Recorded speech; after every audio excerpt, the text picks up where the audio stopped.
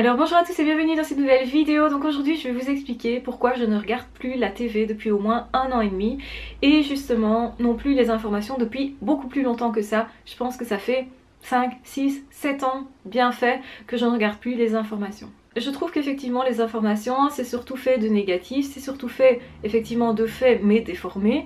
On nous montre que ce qu'on veut bien nous montrer, donc effectivement qu'est-ce qui est réel, qu'est-ce qui ne l'est pas, qu'est-ce qui est mis en scène ou pas, on ne le sait pas fondamentalement. Donc je pense qu'on nous vend des informations mais qu'on ne peut pas réellement savoir ce qu'il y a derrière et parfois on nous impacte justement émotionnellement parce que souvent il y a des images qui sont très dures, d'une extrême violence justement.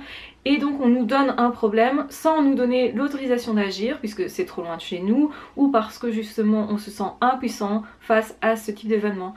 Donc effectivement le problème c'est qu'on montre tout ce qui est inhumain alors qu'à côté il y a plein de personnes qui s'entraident et il y a plein de personnes qui effectivement sont de bonnes personnes et on oublie tout ça. On oublie de montrer justement quand un tel va aider un autre et donc le problème de tout ça c'est qu'on risque de penser que tous les êtres humains sont mauvais d'office, qu'effectivement il faut se méfier de tout le monde, qu'effectivement on vit dans un monde dangereux alors que la plupart du temps quand on se promène ici en tout cas en Europe on n'a pas trop de soucis. Donc je dis pas que la violence n'existe pas bien entendu, mais on sait tous que l'être humain est bon et mauvais à la fois et que chacun fait ses propres choix et que donc effectivement on a quand même plus de chance entre guillemets dans nos pays que tout se passe bien plutôt que de vivre quelque chose de désagréable et même de violent physiquement. Alors je dis pas que ça arrive pas du tout puisque bien sûr on sait qu'il y a des attentats, bien sûr on sait qu'il y a parfois des choses qui se passent qui ne sont pas du tout gérables. Est-ce que le fait de savoir que ça va nous arriver ou pas va vous rendre plus heureux ou pas? Ben, je ne pense pas en fait et ça va pas nécessairement faire en sorte que vous saurez mieux vous défendre quand ce sont en tout cas des grosses choses telles que des attentats ou des alertes à la bombe, des choses vraiment, je pense que quand on est pris là-dedans on ne sait pas trop bien comment on va réagir, on ne peut pas anticiper des masses. Donc du coup, moi je me dis mais pourquoi est-ce qu'on nous donne des problèmes sans avoir nécessairement possibilité d'action et aussi en déformant notre façon de voir les êtres humains. Moi je suis plus partisane effectivement de voir le bon chez l'être humain parce que la plupart du temps c'est ce qui se passe. Ce sont des personnes qui vont entraider les autres personnes. Mais effectivement ça ne fait pas la une des journaux parce que c'est pas à sensation, parce que quelqu'un qui dans votre voisinage est un autre voisin ou quelqu'un au supermarché qui va aider une dame parce qu'elle n'arrive pas à mettre quelque chose dans son caddie, et ben voilà, ça on va pas en faire la une et pourtant cette générosité là existe. Ok, l'impact n'est pas sur un grand nombre nécessairement, quoique c'est pas sûr. Je pense que justement on peut pas évaluer correctement alors la bonté des êtres humains ou la beauté de la chose si justement on ne montre que le négatif. Donc d'une part, effectivement, on vous oriente pour que vous pensiez d'une certaine façon, donc moi je trouve que ça enlève certaines libertés, que la télévision de façon générale enlève une certaine liberté, et même certains films, etc., vous orientent à penser d'une certaine façon. Par exemple, dans nos sociétés, on va vous faire penser que d'office être en couple va vous rendre heureux, que c'est ce qu'il faut faire, qu'il faut avoir des enfants, qu'il faut avoir une maison, qu'il faut consommer, etc. Donc, vous pouvez croire ça, vous pouvez tout à fait faire ce choix-là. Mais est-ce que vous avez décidé consciemment de le faire ou pas, de vivre comme ça ou pas? Et je pense que Internet permet justement d'avoir une autre vision de la chose, d'avoir des personnes qui vont témoigner de leur vie, qui vont à leur niveau, à leur échelle aussi, montrer d'autres choses. Et que ça peut être beaucoup plus intéressant, je pense, de voir comment vit une personne plutôt que de voir ce film-là fait de cette façon-là et qui entretient telle idée-là. Alors je dis pas que les films sont pas intéressants du tout, il y a des films qui sont super intéressants, qui sont porteurs aussi, qui vont vous motiver, qui vont vous aider à vous dépasser, qui vont vous faire comprendre pas mal de choses, relationnellement par exemple, qui vont vous donner éventuellement des clés, etc. Donc ça peut être super intéressant, comme un bouquin peut être super intéressant, mais je pense qu'il faut pas manger tout et n'importe quoi. Donc les idées qu'on vous donne sont aussi à choisir, je trouve. On choisit comment on pense et on est certainement beaucoup plus impacté que ce qu'on croit par les publicités, par les films, par la façon dont on nous dit de penser. Et donc du coup c'est pour ça que moi je me suis éloignée de la TV parce que je préfère avoir mon propre mode de pensée le plus possible. En tout cas ça veut pas dire que je suis pas impactée, bien sûr que je suis impactée comme tout le monde puisqu'on a des annonces publicitaires un petit peu partout, puisque effectivement on va entendre quand même les gens parler entre eux de ce qu'ils ont vu comme film, de tel livre qui est chouette. Mais le truc c'est que moi j'ai rarement suivi les idées ambiantes. Généralement, je préfère simplement être moi et me positionner par rapport à ce que je ressens moi, et c'est ce que je recommande à la plupart des gens, c'est se raccorder à eux-mêmes, ce qu'ils veulent voir ou pas dans le monde.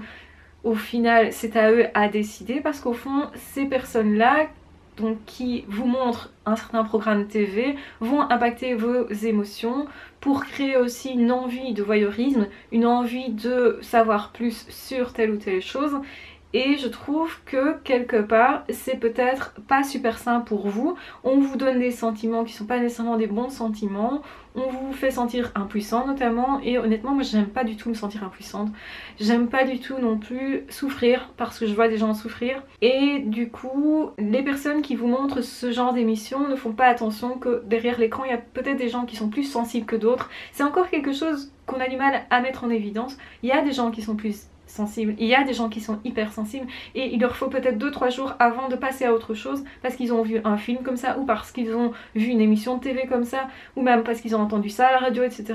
Donc effectivement je trouve que quand on peut se protéger de ça, eh bien c'est intéressant. Les hypersensibles je pense ont plus cette attitude là de se dire donc j'essaye de me sauvegarder à ce niveau là, et aussi surtout j'ai besoin de croire que l'être humain est capable d'autre chose. Je sais qu'il est capable d'autre chose, je le vois dans la vie de tous les jours, et j'ai besoin de continuer de croire à ça, simplement pour moi continuer d'être bienveillant par rapport aux gens que je croise, et aussi parce que au final je vois pas l'intérêt d'aller penser négativement tout le temps plutôt que d'être optimiste. Moi je suis plus quelqu'un d'optimiste, je suis plus quelqu'un qui a tendance à me dire que les choses ont toujours possibilité de se résoudre.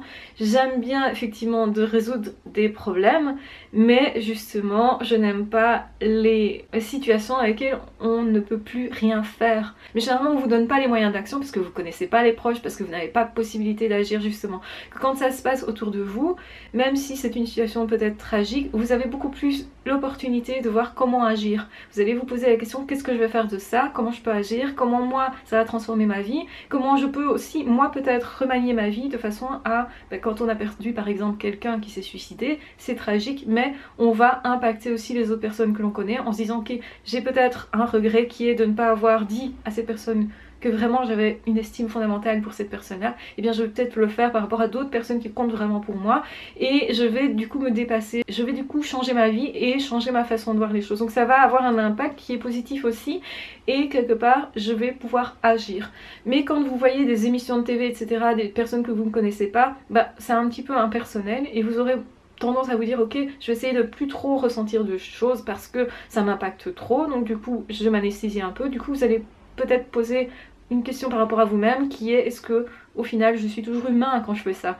Donc pourquoi s'exposer à ce type de spectacle? Alors je dis pas que ça n'existe pas, bien entendu, on le sait tous, mais je pense que plutôt que de voir tout ça, c'est peut-être suffisant de se dire ok, j'ai entendu qu'il s'était passé tel ou tel truc, et c'est peut-être suffisant pour moi en tout cas avec ma sensibilité. Je préfère faire de mon énergie autre chose, je préfère justement mettre mon énergie dans quelque chose qui peut être constructif plutôt que de me dire ouais il s'est passé ça, ça va me désemparer et c'est tout, et je vais rien faire de cette énergie là. Au contraire je vais juste perdre de l'énergie, une énergie qui aurait peut-être pu servir justement à faire plaisir à quelqu'un, ou justement à construire une partie de ma vie, ou à construire quelque chose voilà sur internet. Donc oui effectivement je me tiens à distance de la télévision à cause de tout ça.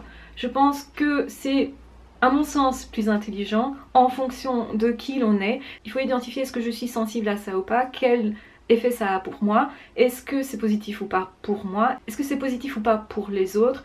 Et donc moi j'aurais tendance à répondre non à cette question là. Mais à quoi ça sert au final du coup d'utiliser son énergie pour ça, parce que ça prend de l'énergie quelque part. Effectivement après il faut gérer tout ce qu'on a vu au niveau émotionnel, il faut arriver effectivement à décanter tout ce qui est colère, parce qu'on peut aussi ressentir de la colère en se disant ah mais un tel a fait ça à l'autre, merde je suis en colère contre cette personne machin, alors qu'en fait on sait pas exactement ce qui s'est passé et tout ce qui est en jeu réellement. Je pense qu'on le sait pas vraiment.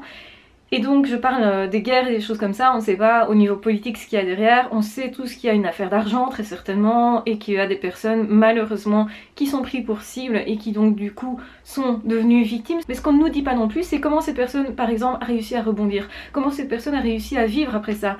Par exemple ça ce serait plus intéressant, ça montrerait vraiment au fond de l'être humain la force qu'on peut avoir aussi, même face à des traumatismes, même face à des choses difficiles à vivre. Ici on ne nous montre vraiment que le côté traumatisant.